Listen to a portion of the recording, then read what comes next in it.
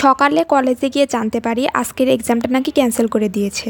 তাই এই আনন্দে সে আমাকে ৭ সমুদ্র ১৩ নদী পার করে ৩টা ফুল এনে দেয়। প্লিজ তার দিকে কেউ নজর দিবেন না। তারপরে দেখলাম এখানে পোস্টারে লেখা আছে মানুষের প্রবেশ নিষেধ। বাট আমি বাঘিনী হয় এক লাফ মেরে বাগানের ভিতর ঢুকে পড়লাম। আচ্ছা, আমি বাগানের ভিতর অতটাও ঢুকিনি, কারণ বাঘিনী হলেও কলিজাটা তো মুরগির মতোই ছোট।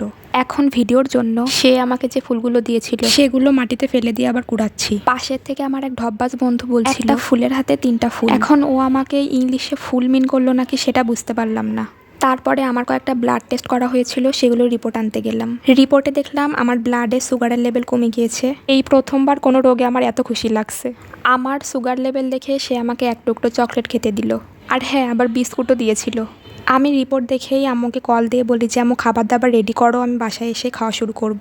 তো কথা মতোই বাসায় গিয়ে বড় এক গ্লাস আখের রস নিয়ে বসি। আরও অনেক কিছুই খেয়েছিলাম, সেটা অন্য কোনো সময় দেখাবো।